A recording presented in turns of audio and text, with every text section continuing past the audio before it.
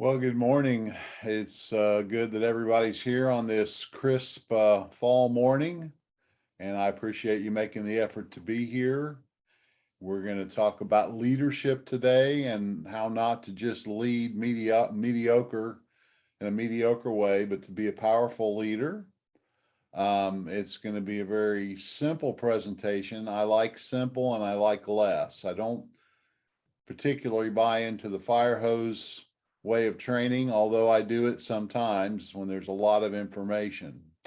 But what I really want to do here is just really give you something to think about today for about an hour. So if you'll kind of set the day aside for right now for the first hour and just be here and just really put your thinking hat on, I think this can be a transformational time for you. So, I'm Dave Beam. I've been married for 37 years. Very happy now. My marriage started out very rough. I got married when I was 28, was a very self-focused, self-centered person, and I'm thankful for the grace of God that I've changed, and I can say that this has been the best year of marriage so far. I have three grown sons, and I am also the granddaddy of all granddaddies. That is a self-proclaimed title. I've been doing this kind of work, business and leadership coaching, for about 19 years. I also am a biblical counselor with ACBC. We do that at Wheelersburg Baptist Church. I've been doing that for really a little bit longer than I've been doing the coaching, a little over 20 years. And I have a passion to help people, and that's kind of what ties all of that together. So I just want to welcome you this morning and take you to the rules of the game. We always start off here. Why do I start off with rules? Well, when you play a game, you want to enjoy the game. You want to get the most out of the game. You want to benefit from the game. You want to be better because of the game. And so what sets up the structure for that to happen are the rules. And here are my four simple rules. The first one is to take on an ownership mindset. I would say this is the first rule of being a great leader as well, is that when you look at circumstances, when you look at life, when you look at other people, when you look at problems, when you look at challenges, you say, if it's to be, it's up to me. It's not that you can do everything. It's not that we have ultimate influence and control over everything. But whatever's in my world, I'm going to own it. I'm going to be a good steward. I'm going to say, this problem that's in front of me is not just a problem, it's an opportunity. I'm going to take another look from another perspective. I'm going to get some help maybe from somebody to see it differently so that I can do something about it. Ownership is about action. Ownership is about not being passive and just being a victim to what's around me, but stepping up. So, if you want to get the most out of today's game with the coach, be an owner. That's a mindset. Secondly, choose to participate and be all in, 100% in today. What does that look like? What would that be the practical, if I'm going to follow that rule, what would that look like? Maybe a piece of paper and a pen to write down or jot down some notes for yourself. Maybe not multitasking and being interrupted, but giving your full focus and presence to this. Maybe choosing right now at the beginning of this to walk away with some changes, a commitment to change, a commitment to action. Participation is acting, it's not sitting on the bench. Third, this third rule of the game that's going to make this great for you, and you're going to get the most out of this time that you're investing this morning, is you're going to get rid of the I know. Know-it-alls don't learn anything. You notice that? Know any know-it-alls in your life? Have you ever been one? I think we've all been 17 or 18, 19 years old. That's usually when it peaks. those late teens and early 20s, we just think we know everything or a whole lot more than most of the people around us. And, you are learning, but the truth is, whatever I know, based on what can be known, is so small that it's insignificant. So I think I'm much better served by a session like this to just come with the attitude I don't know. I know a little bit, but I'm going to set the little bit I know aside and come with an empty cup to be filled. I'm going to come with an open mind and an interested mind and a curious mind. And that is a choice. That's owning the game that you're playing right now. That's saying I'm going to come and learn, not just be bored out of my skull. Learning is actually a choice, as is fun. I think if you own it, I think if you participate 100% today, I think if you get rid of your I know and just come in like a little kindergartner, just curious about what you might learn about leadership, it will be an enjoyable experience. You'll probably see some things that you haven't quite seen before, or you'll see a different perspective on something in your job or in your life that just says, that makes sense. And I think that's why people come to these things. They're looking for that little moment of insight, that little what I call blinding flash of the obvious, that little BFO, that little light bulb that says, I never thought about it that way before. I never quite looked at it like that. So we're going to take a look at leadership today, perhaps from a different place than what you've seen it before. And I'm going to start off with this definition. This is how I define leadership. Again, I've been doing leadership coaching for about 20 years. I think it's just simply influence. Let's think about the difference between influence and control. Some people in the leadership world try to command and control. They think the leader is the person that does everything or runs everything and kind of runs people and bosses them around, tells them what to do. And that's a style of management and leadership, but I'm using a different definition this morning. I want you to step over here to the side and take another look at it as influence. If you think of leadership as influence, and you're with me this morning, you're going to start to think, well, how can I be a greater influence? In fact, you're going to ask these questions.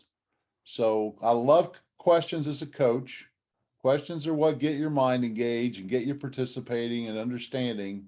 And this is the first question that I'm just going to have us all sit with here for a little bit. Why would you choose to follow someone, and why would you allow someone to influence you? Think of the people that have influenced you in the past, people that you allow to influence you, people that you submit to, that you put your mind and your life and some of your resources, you commit to them and you choose to follow them. You choose to follow their example. You choose to listen to them. You choose to allow them to affect your life. Why? What kind of person do they need to be for you to do that? Why would you allow that? What do you have with that person? That's what I'm wanting everybody to think about this morning. Second, an even more interesting question. Why would someone choose to follow you? And why would someone allow you to influence them? In my view, that is the leadership question. If I'm going to help you as a coach develop as a leader, we need to sit with that question for a little bit and think about it. How you currently are, who you're currently being, what you're currently doing, what your skill set is, how you treat other people. Why would they want to follow you? Why would they choose to follow you?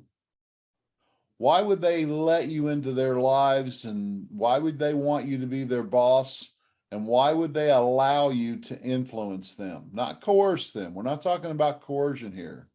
We're talking about people that want you to lead them.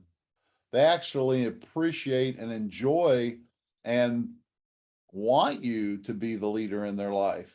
Why would people want you to be that? And here's even a little harder question. Why would they not want to follow you right now? What is it about you that's not so attractive and not so good? Why would someone not want your influence in their life? Those are good two questions. And I think you can sum up the answer to those two questions with the word trust. If I trust you, I'll follow you. If I trust you, I will listen to you. If I trust you, I want you to teach me, and I want you to show me, and I want you to coach me. If you're in a current position at work or maybe in life where you really need to have some influence, you really want some respect and you want people to follow you, you should say, how do I nurture and develop trust with people? That's what we're going to spend the rest of the morning, about the 45 minutes or so we have left, looking at is trust. And I want to use this model from a book by Ken Blanchard. Probably most of you have heard of him. Just a wonderful author, wonderful person, called Trust Works. The 4 keys to building lasting relationships. Leadership is a relationship. We're talking about a relationship where someone will follow you, where they will trust you, where they will listen to you, where they will, in a sense, obey you, or at least they'll want to go the direction you're going. They want to get on your bus. They want to be on your team. It's because they will trust you. And there are 4 keys in this model that build trust. It's the ABCD model of trust building. Let's look at the A, able. The bottom line is you've all been there. You've had a supervisor or a manager or a leader that just didn't know what they were doing. They didn't have the ability. They didn't demonstrate competence and a skill set. It's hard to trust somebody who doesn't know what they're doing. And what's even worse, if they don't know what they're doing and they think they know what they're doing, or they're pretending they know what they're doing, then that's even worse. They're in a little bit of denial. Now, that doesn't mean that I, as your leader or your coach, need to know how to do it better than you know how to do it. I can still lead you, and you can be more knowledgeable and more skillful and more competent than me. Think about coaches in the sports world that might coach a professional golfer or a sports person. They may not be able to play golf as well as the person they're coaching, but they are going to demonstrate some level of competence and skill. So that's the A. If you want people to trust you, you need to know what you're doing. You need to be educated. You need to be mindful. You need to have the physical skills, if that's what it takes, enough to get the respect and the humility to admit when you don't know something, which may not be essential for you to know, but you'll find out. So A, let's look at the B. If you want to be a leader that has that influence, that has people that want to be with you and want to work with you and want to be on your team, you're going to need to act with integrity. Integrity is an interesting word. The root word for integrity is integer. If you go back to your math days, what is an integer? Well, an integer is a whole number versus a fraction. So what does that have to do with integrity and being believable? Well, what the person says is what they do.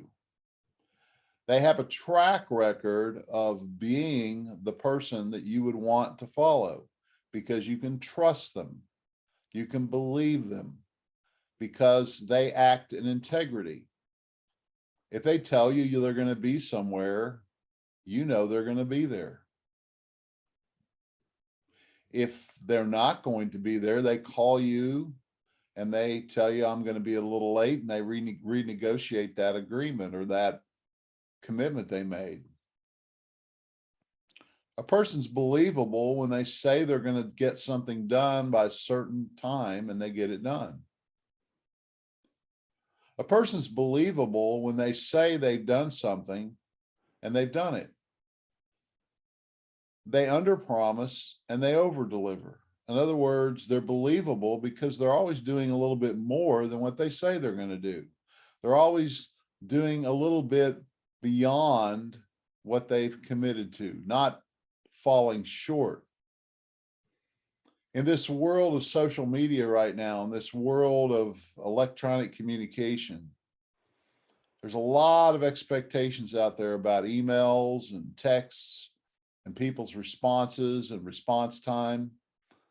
Friends, if you want to lead and you want to have that trust with people, you need to negotiate how you're going to communicate. You need to negotiate how you're going to respond, because people have all kinds of strange expectations that if you don't respond immediately, that you're not believable, or that if you don't respond or do a certain thing a certain way, that you are lying. And what we need to do, because we seem to be so connected in the information world, is we need to get better at our conversations to really establish that wholeness, that what you see is what you get. What this person tells me is what they do. And if you want to build that trust, you need to be believable. You need to be able to do the job, somebody who has the competence and skills, and you need to be someone who acts with integrity, with wholeness, not fractured. Disorganized people that are so fractured and splintered and running around, and they can't keep track of things, and they get very disorganized. It's hard to believe them because they just don't get it together sometimes. And we're not being critical of people. All of us have room to grow in all of these. But what I'm giving you is a self-assessment. Think about, based on my ability, would people trust me and follow me? Based on my believability and my integrity, would people trust me and follow me? And if the answer isn't a resounding yes, how do I need to change to work on that and improve it? Third, ABC, connected. Are you a person that people would say cares for them? I've heard it said this, you've probably heard the saying, people don't care what you know until they know that you care. Are you a person that demonstrates a true, sincere care for other people, especially the people that are following you, especially the people on your team, especially the people that you're responsible for? Are you connected with them?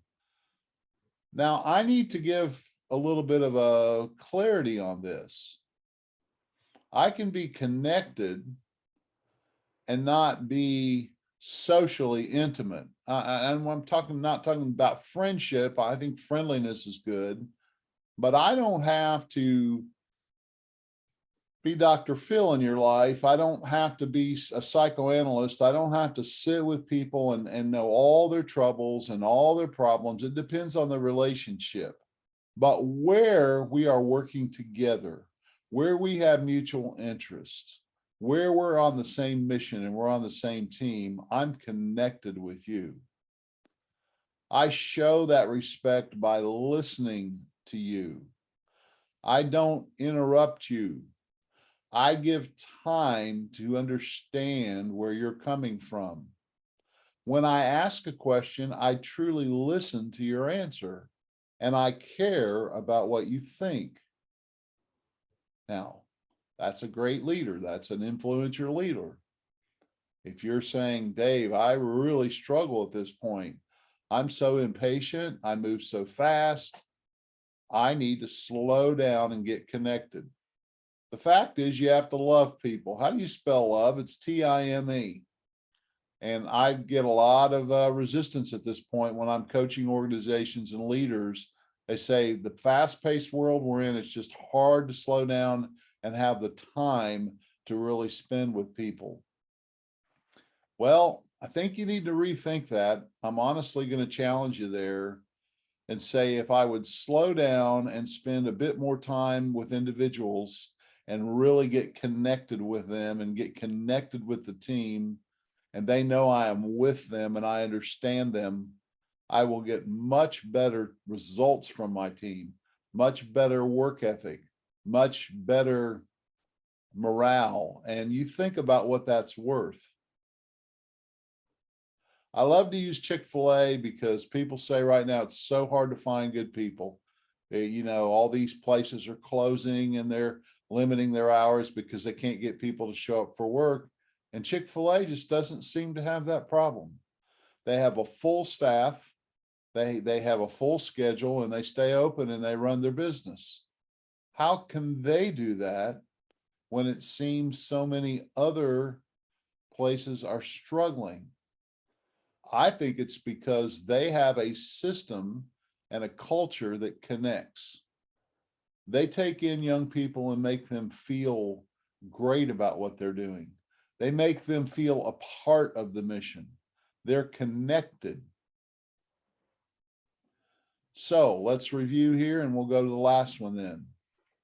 If I want to build and engender trust in my team, with a team member, with a spouse, with a child, with a teenage son or daughter, with my grandchildren, they have to see that I know what I'm doing, that I have a level of competence and skill. Second, they need to know that they can believe me, that I act with integrity. Third, they need to know and see, and I need to demonstrate that I care about them by connecting with them. And finally,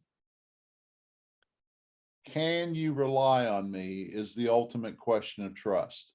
Am I a dependable person?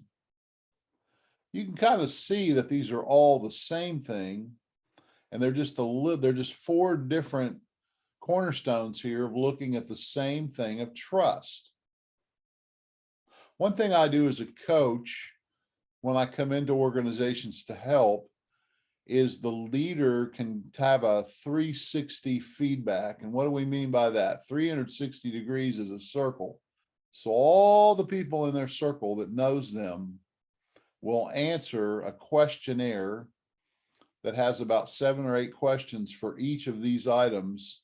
And they actually get how they're perceived from their team, their ability, their believability, their connectedness, their dependability. We let that leader get that information, a summary of it, and to see where are their weak spots and their strong spots in the view of the people they're leading. And then I also ask them their own personal assessment of themselves with those same set of questions. And then we compare what the leader sees about themselves and what everybody else sees about them. And it's just a very interesting process. It's a very challenging process to stand in front of the mirror and look at yourself. And it's one of those multi mirrors that you see all the way around yourself. So it's a 360 degree view because all the people that are around you are giving you this input. And it's very interesting. You get a sense, do people see me as an able person, somebody with the competence and skills to do the job? Do they believe me? Do they see that I act with integrity? Or do they feel like I care about them? And can they rely on me? Do they think I'm a dependable leader? So those are the 4 cornerstones. And I imagine if you all are taking an honest look at that, you're going to say, I do good at some of this and I'm inconsistent with some of it. And frankly, Dave, I suck at some of this. Some of these I don't do well, and I recognize that. And I'm kind of this morning coming to a realization. So what do you do when you lack something and you're in a team situation and you see I am weak or I have failed as a leader? Well, you need to rebuild trust. So I'm in a situation. I'm going to just use a scenario where I have not been there for the team. I've been so busy and so distracted, and I've got 100 excuses, But I've told many of them that I would sit down and spend a half hour with them, or we have a schedule to meet together one-to-one, and I miss those appointments and I've let them down. So I'm going to take you through this scenario here with these points on how would you address that with a team member if you want to rebuild that trust. The first thing you need to do is you need to acknowledge that you have a problem and you're going to own it. That's that owner mentality we talked about. The fact is, and the best leaders acknowledge the fact that they need to get better. The best leaders acknowledge their weaknesses. The best leaders are humble and they say, I don't have it all together. I need some work on myself. The best leaders take time to work on themselves. And when they look in that mirror and when they get that feedback and they're getting this consistent view from other people, they acknowledge that they have a problem. Specifically, we're talking about this incident where you're not really spending quality time with some of the members on your team, and you know you've said you would do it and you haven't done it. So you're going to acknowledge that you have a problem and own that problem. You're going to admit where you have failed to give respect, failed to follow through with help, have been inconsistent, and let them know that you feel terrible about it. It would sound something like this. George, I know that I told you we were going to meet regularly, and I have failed to keep that appointment and make that happen. I've been inconsistent. I've not made it a priority, and I feel terrible about that. I apologize, and I want to ask your forgiveness for how I behaved. Now, I'm telling you right now that I've coached some teams where leaders would never agree to do this at first. They would say that's a sign of weakness when you apologize to your team or you apologize and admit you're wrong. You're just setting yourself up for some kind of a lawsuit, or you're never going to get them respect. You know what, folks? Honest people that acknowledge their problems and their weaknesses and apologize for them are trusted. But proud people who refuse to acknowledge their weaknesses and their issues and don't admit where they need to change are not trusted. People don't connect with that. They don't respect that. You apologize and you express the regret again for your behavior, and you let them know that in the future you're going to, starting today, I'm going to start to show that appreciation for you. And the way I'm going to do it is I'm going to start making these meetings that we're setting up a priority, and I'm going to change my schedule so I can respond and follow up and make this regular contact. And I'm going to do this. And here's what I'm going to get back from everybody I coach almost around the world. This is what I get back. I just don't have time to do that. And I am challenging you today to say, if your biggest challenge and struggle in an organization as a leader is people, this is what you must do. You must build the trust. You must build the trust. And you start by admitting and acknowledging and apologizing for where you have not done that. It's amazing how people will move toward you when you are honest, that you're taking the ownership and the responsibility and accountability as a leader to say, if it's to be, it's up to me. As a leader, I need to go first. I need to set the example. Of course, we want your people to do this too, but they need somebody to see, somebody to follow, somebody to respect, somebody that cares about them to help them. So you're rebuilding this trust. You're acknowledging your problem. You're admitting where you've failed. You're apologizing for that. And then you're going to listen. Where else have I failed you all, or I failed you? You're going to assess the status of the relationship and be very open to listening and receiving further constructive feedback on any and all areas where you may have let them down. You are really seeking to understand before being understood. It's a Stephen Covey principle in 7 Habits of Highly Effective People. Where have I been blind? Where have I been moving so fast that I've overlooked the issues where I need to be better? Now, you're saying, I don't get this, Dave. I'm really probably the best person on the team as the leader. They're the ones that need to change. I am not doubting that they need to change. Who gets to go first?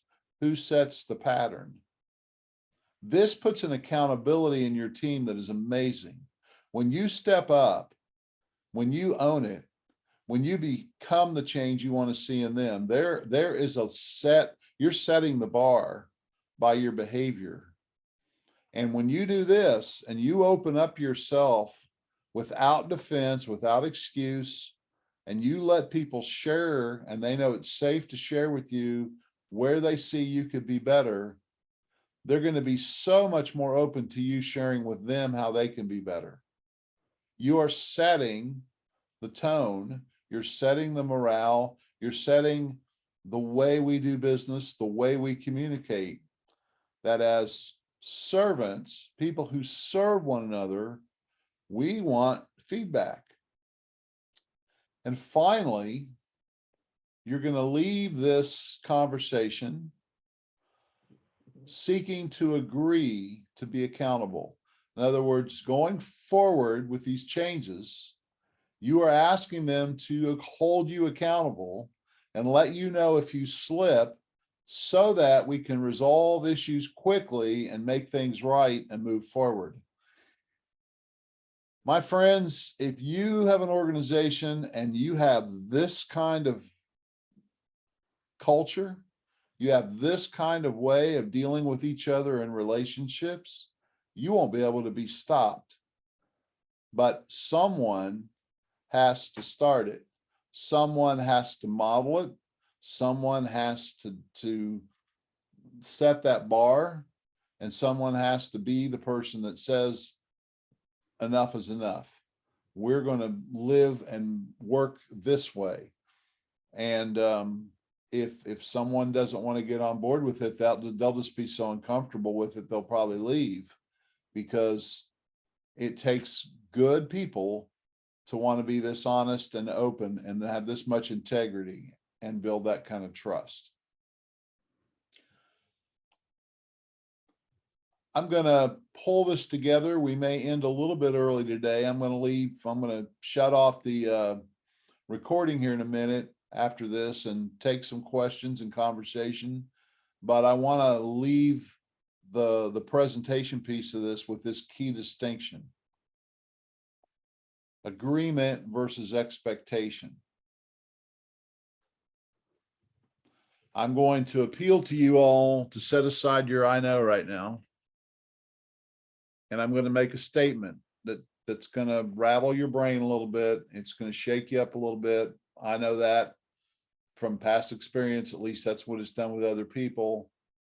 But I'm going to say this: your problem is that you expect too much from other people. Your problem is that you expect anything from other people. I am suggesting and proposing a new way of thinking here today, that you get rid of expectations. I didn't say it was wrong to expect things. It's immoral to expect things. It's just not efficient and effective. You should not expect people to do their job as a leader. You should not expect them to be on time. You shouldn't even expect them to care. And you're saying, Dave, this is really weird. I don't know what just happened, but you've turned a corner. Not really. I implore you to hang in with me here and not give up on me. I am saying you need to take those expectations, theirs and yours, and create agreements. People want to be accountable, but they don't want to be bossed. They want to be respected as people who follow what's right and commit to things. And now I don't want somebody so much committed to me. I want them committed to their agreements. I don't want them living up to my expectation or disappointing me by not meeting my expectation and spending all their time trying to please me and be a boss pleaser and a bootlicker. I don't want that.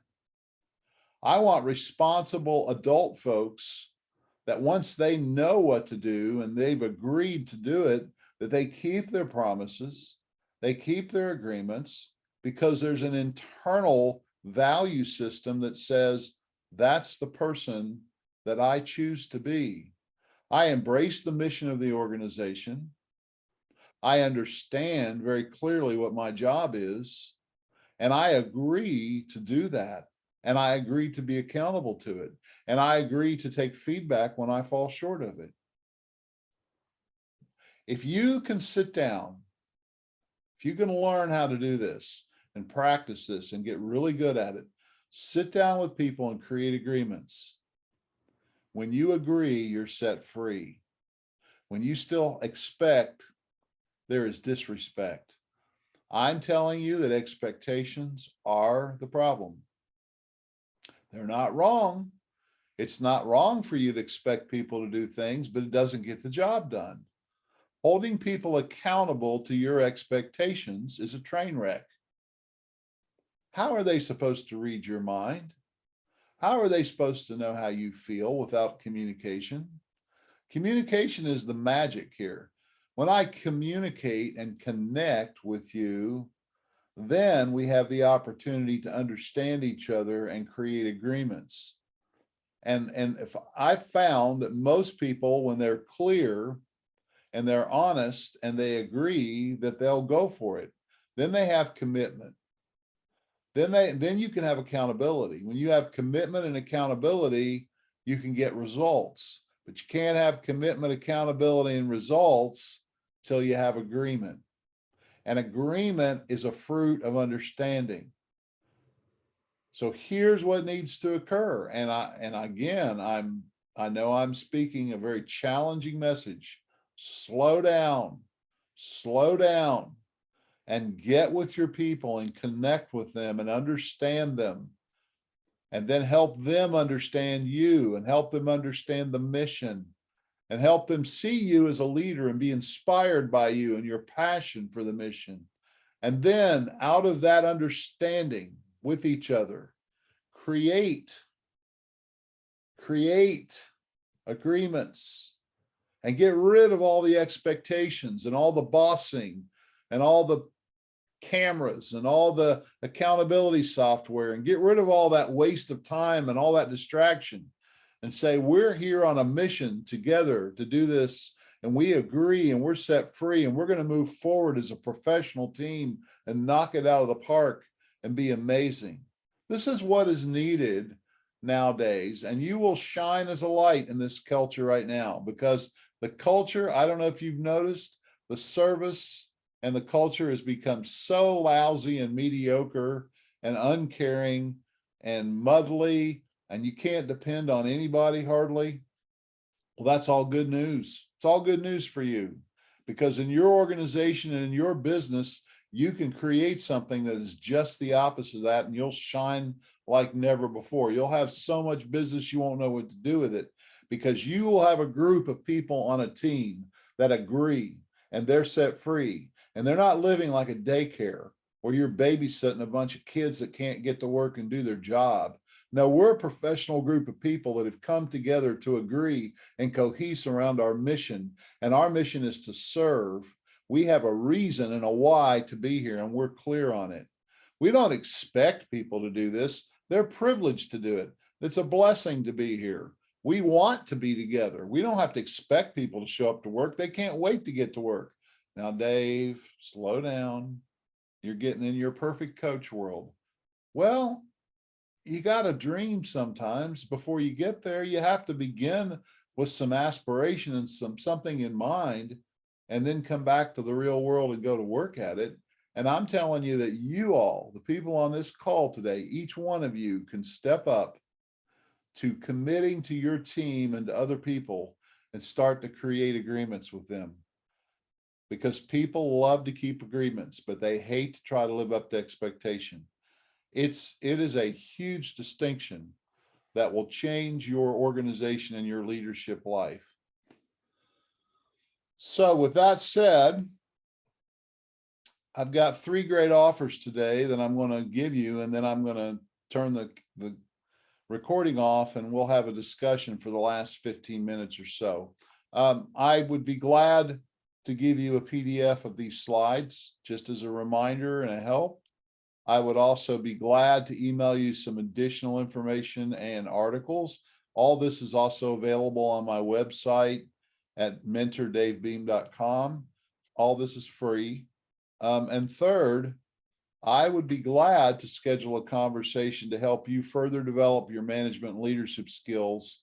And that first conversation is not a sales pitch. It is actually a session to help you get better.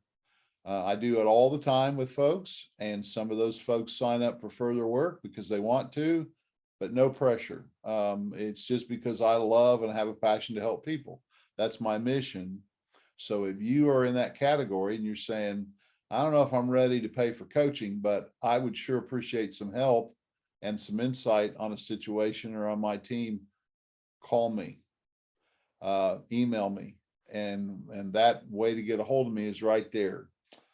Email davebeam@mentordavebeam.com, request those 1, 2, 3, or all 3 of them, and we'll set it up together. So that's what I have today. I'm going to say goodbye here officially. If you need to go on and get off, you can do that. I'm going to stop the recording.